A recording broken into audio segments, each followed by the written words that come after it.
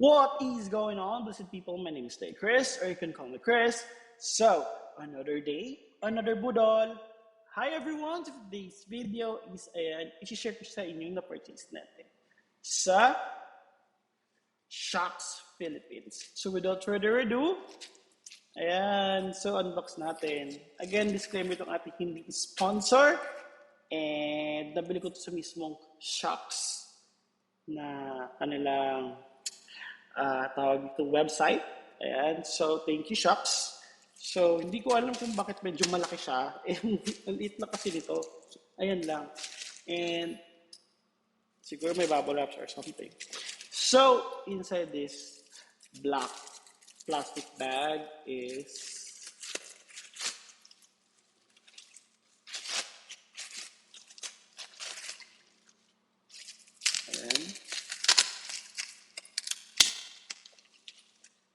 quick story lang, nakita ko sa itong Shocks sa friend ko sa Facebook. Ayan. So, minessage ko siya and then pumunta ako ng Beyond the Box and gusto ko talaga experience siya, hindi sa Beyond the Box. Kaya hindi ko siya binili that time.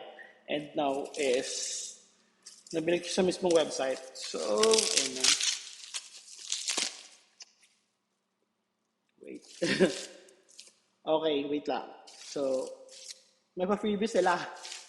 Talaga ba? Wait. Okay. So, I got 2 items.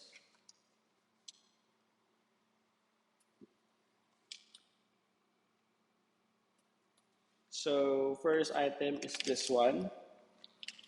This is the, wait for what? What's this? Ooh! I got the Shocks na, anong tawag dito? Hindi ko alam. Bag something for running. Wow! So, meron siyang nalagyan dito. May zipper. And I believe it's water resistant. And it's super nice. Pwede siyang gym bag, pwede siyang running bag, pwede siyang, dito ko ilalagay yung sapatos ko pag pumupunta o nag-travel ako. Yeah, it's so nice. Ayan guys, oh. Wow. Thank you, Shocks Philippines. Ayan. And ito yung pinakinaantay ko.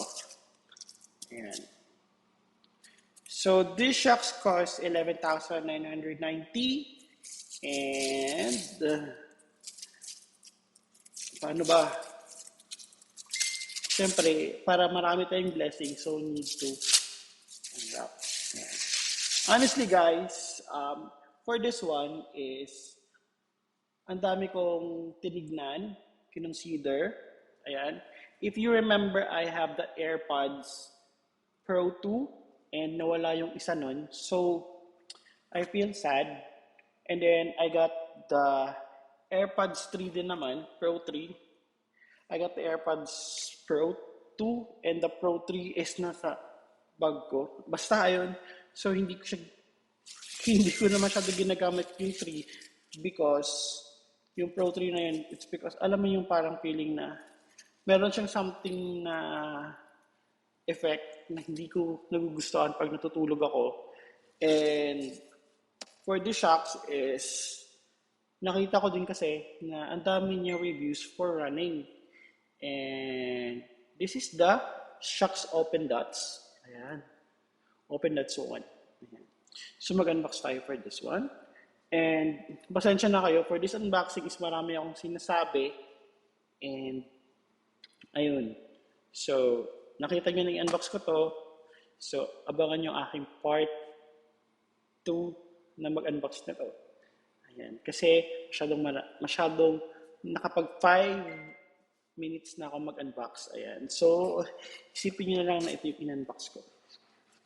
Ayan. So, a big thank you to Shocks. Ayan. So, gaya na sinasabi ko, huwag magtipid, magsipag. Enjoy shopping everyone. Bye!